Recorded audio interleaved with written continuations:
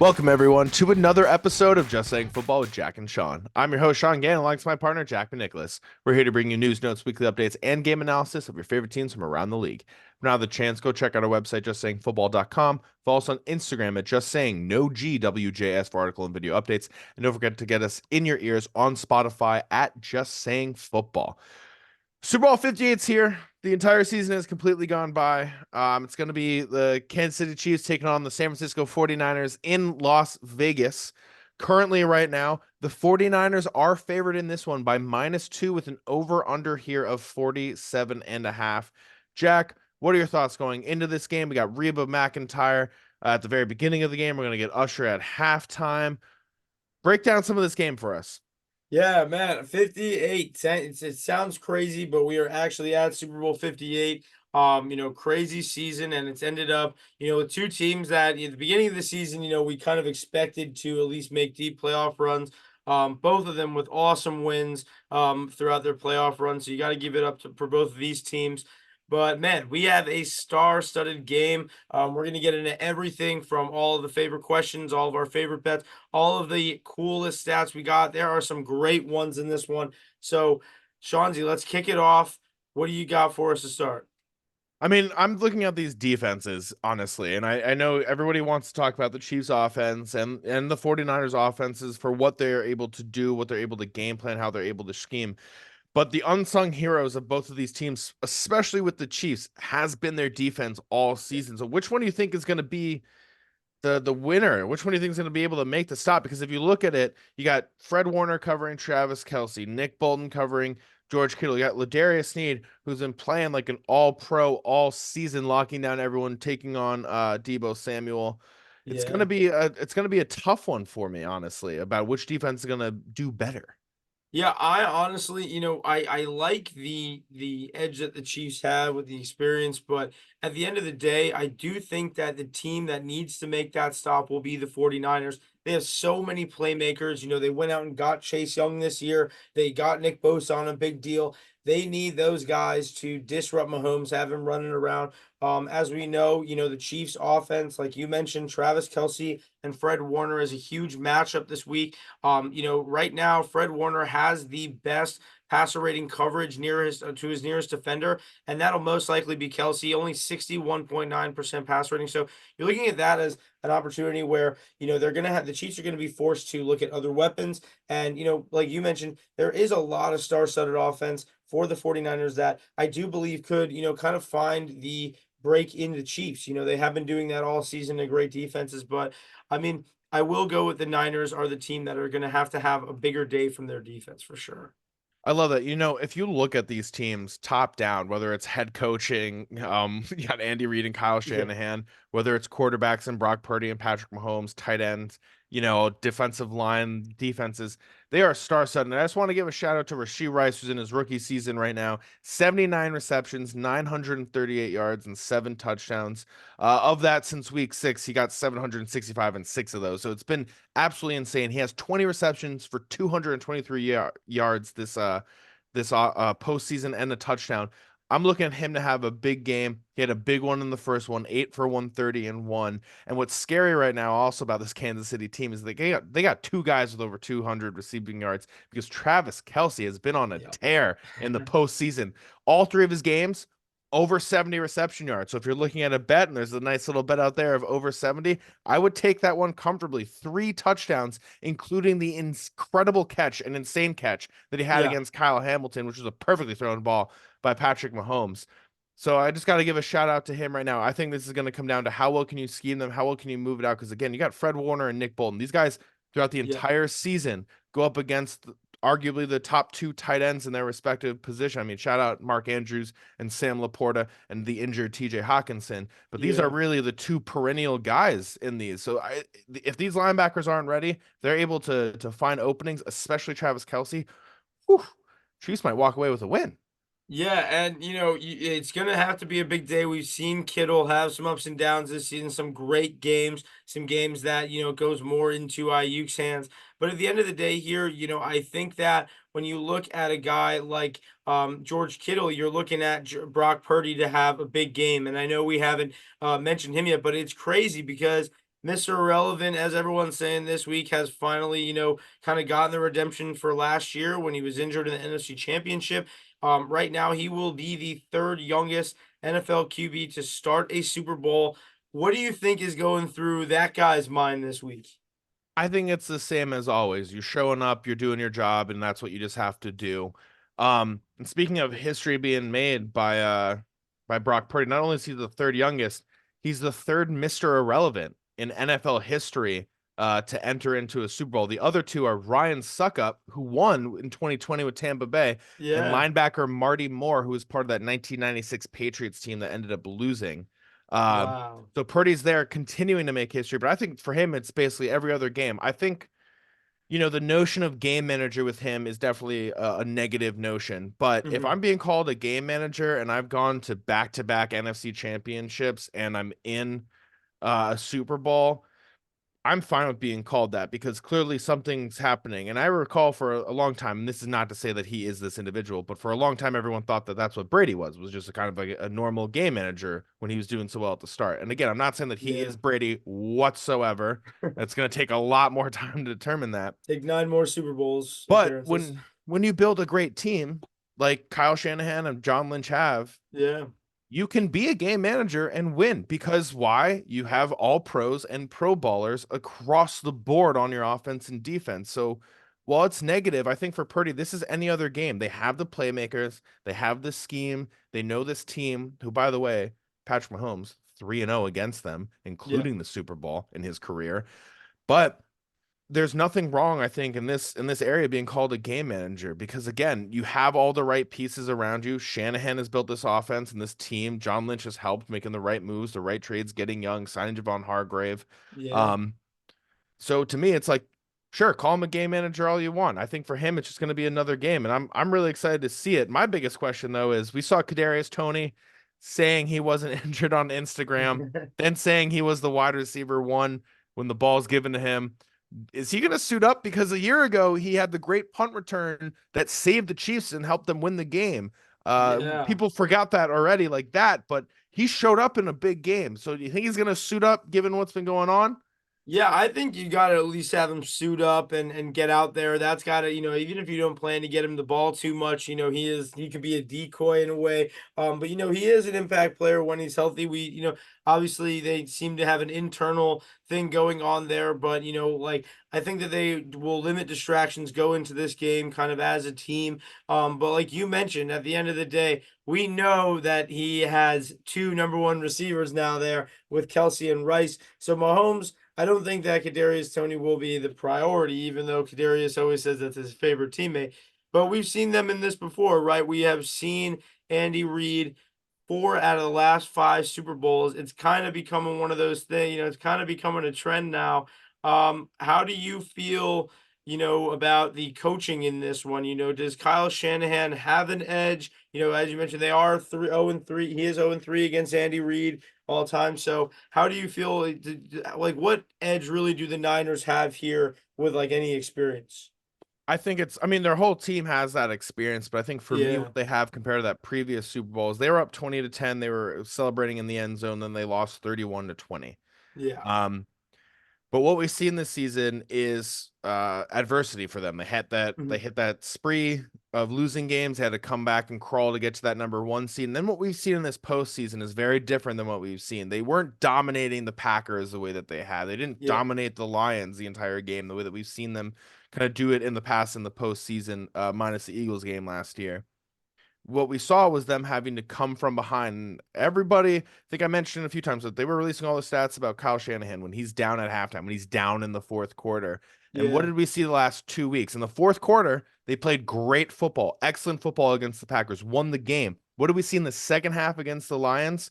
A complete readjustment across the board that won them the game, down 17 points. These are the things that I think everyone wanted to see from Kyle Shanahan and this team is that when they're down, when they're not looking like they're going to win the game. Can they, Yeah. put on their bootstraps and do something? Because the Chiefs have been Yeah. able to do that year in and year out. And I think finally for the 49ers, they're right there. This to me is going to be a very different Super Bowl than what we saw just a few years ago. I don't think there's going to be any celebrating until the clock hits zero from this 49ers team, even if they're up 30 points for whatever reason. Yeah, they just got to keep the pedal down. Like you said, the first halves weren't great from them, and you cannot let Kansas City get out ahead of you. So that's the game plan. Definitely, I feel like is get McCaffrey going. I feel like we haven't mentioned him a lot. I think the key really has run through him. We have seen them. Even when they're down, they're running the ball because they do trust their offensive line. They trust what kind of opens up when McCaffrey's there. As well as on the Chiefs now, Pacheco has been having a great postseason and he's been opening it up. So I do expect, like we mentioned, this is a great match between the running backs and the front seven on the defenses on both sides. I think it's going to be a great game. Obviously, I always say I never like, looking at it like the Chiefs can be underdogs even when they are because they do have that edge. Like you mentioned, one big play from any of these Niners big guys, you have a touchdown, you could be up right at the end of the game.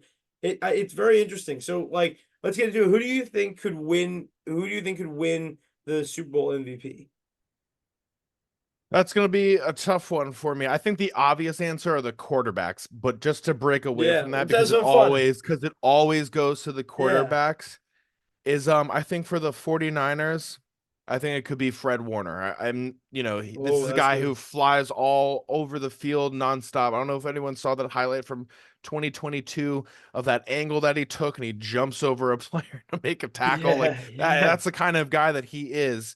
So I'll throw Fred Warner into that for the 49ers. He's the leader of that team outside of Nick, unless Nick Bosa decides to go off and get like 4 sacks.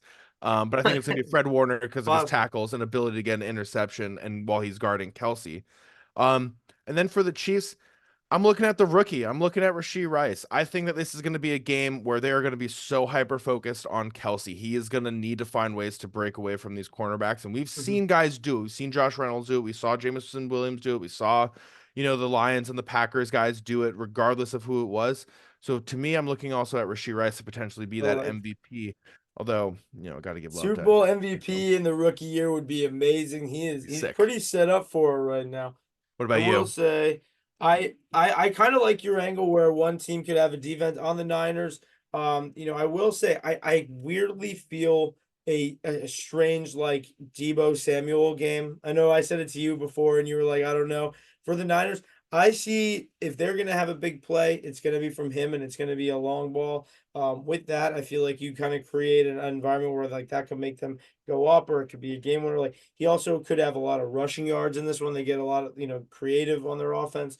For the Chiefs, I feel like Pacheco, if they're up, could be having high score potential, and I know he has great margin to not be the MVP. Running backs very rare, but it would be cool to see somebody outside, like you mentioned, of the quarterbacks do that. But I know I didn't mention defense player, but like you said, I think if Chris Jones could get like 2 sacks and like a fumble, forced fumble, I think he could do it because he's a guy who's a real like chief. He could make it. Nick Bolton last year had I thought, a decent case to He had a to decent win Super Bowl case. MVP, especially with the fumble recovery for a touchdown that really started to change the tide of that Super Bowl. So Yeah. I like that for the Chiefs as well. All right, I'm gonna give everybody my pick right now. Okay. When I have bet against Mahomes in the playoffs, which is twice this year, I said he'll lose in Buffalo. They won, and I said he's gonna lose in Baltimore, and they won. And then I said last year he was gonna lose in the Super Bowl, and he won. So I'm 0 for 3 in the playoffs. It's been rough, whether it's divisional championship or the Super Bowl. I just don't do well. And for that reason, I'm riding with the 49ers again. All right. I'm betting Oh. against Patrick Mahomes because to me, it's everything I said a little bit ago. I think this is a Yeah. much better 49ers team. I'm sorry for everybody for the sounds of New York City right now. If you can hear that ambulance driving past me.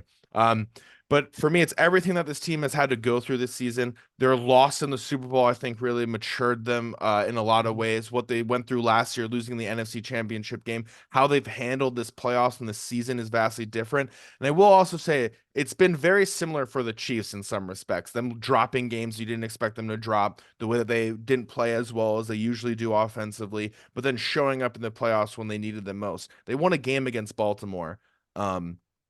In 17-10 in which they didn't put up a single point a single point in the second half, and they still won. That speaks volumes to this Chiefs defense and what they're able to do. And so, while I am going the 49ers, I think this is going to be, again, like a very different Super Yeah, Bowl than we saw 4 years ago. These are two very different teams. They didn't dominate the way that they did. They've had to go through their ups and downs. Playbook's wide open too. I expect yeah, a lot of like crazy stuff. an anytime touchdown to Jerick McKinnon. I am all for it in this one. He's healthy. They activated him. I love it. I love that pick. I know I'll oppose you here. I rode Mahomes last week against the Ravens to, know my Super Bowl pick for the Ravens was going to get killed. Went with it, did great. I'm gonna go with Mahomes, as you mentioned in the beginning. I do not do well when I'm picking against them, and what we've seen this playoffs has been truly special. The connection that he's had with the offensive players around him, I think that as well as the defense plays well, they can keep Kansas City in the game. Like you mentioned, a big game from Rashid Rice and Kelsey are hugely needed for him.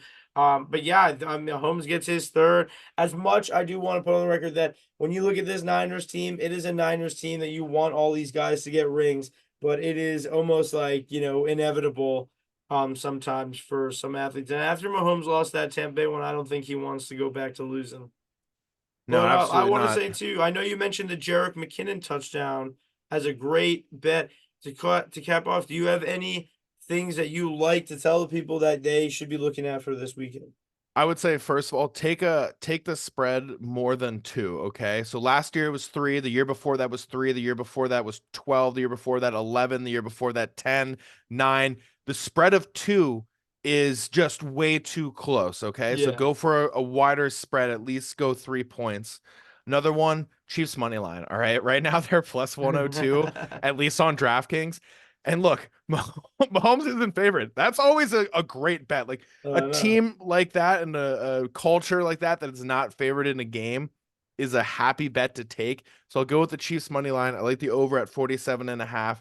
I also think a Rashee Rice anytime touchdown at plus 130 is really, really sexy. CMC is minus 215. Pacheco's minus 120. Kelsey is minus 110. These are the guys that we expect to score touchdowns. Other people in this game are going to need to step up and Yeah. score. So think about that for any time. I like Rashee Rice, though. He's been a personal favorite of mine I love that. And you've been riding with him all year and he has all year. delivered Picked him up in a getting those fantasy touchdowns. league. Fucking He's been legend. fantastic. What I'm about you? going Any bets for to the people? Yeah, I'm thinking a couple of things. One thing I wanted to start in the beginning is the Purdy over for 246 and a half. He has been around 250 in his last 5 games. At the last 3 of 5, he has hit over this line. I do think that he is going to utilize his weapons. I like that CMC is at 91, but he could have an added to this passing game a lot throughout the game. I love that. I mentioned the Pacheco MVP. I did take that. That is plus 3,500, not available in New York. But I will say the Kelsey over, Sean mentioned it before, at 70.5. That is an absolute steal because we know he's doing great. We know he's been killing it in the playoffs. And if it does get that space against Fred Warner, we know he's going to have a big game. I also love a Mahomes anytime touchdown last week against the Ravens. That was plus 700. He has scored rushing touchdowns in the Super Bowl and in the playoffs, but he has scored 0 this year. And now the opening line is plus 370. I do believe that he could hit that. I totally just see him running in the end zone. Adding to that, the 25 and a half rushing yards from him. He has been averaging around 24 a game this year, but this is the biggest game. He got 2 good pass rushers on the other side, and you can't put him down when he's down like that. Both these quarterbacks are going to be moving. One of the things I think when talked about like how Purdy game manages, if you watch the game last week, how he ran the ball, that's not what a game manager does. Both these quarterbacks are going to need to make plays with their feet when Yeah. the time comes. So I like that bet as well. Um, Guys, that's all the time that we have today. That's everything Super Bowl 58. But don't worry, because there's a lot of offseason changes in coaching, a lot Yeah. of really great free agents compared to last year, a lot of interesting draft things to come, especially in the quarterback position. Got some hot takes and stats for you already, Heck yeah. burning in my brain. So don't go anywhere after the Super Bowl. We have a lot more coming at you, and stay tuned on Instagram because we'll have a few bets also, I think, for you.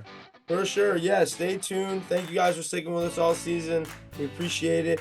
And thank you. Enjoy this game. This is a stacked game, as you've already heard. And always make sure to follow us, Just Saying Football, on Spotify and YouTube. Make sure to get all your updates, as Sean said, on our Instagram with just saying no GWJS. Thank you guys for watching. Enjoy.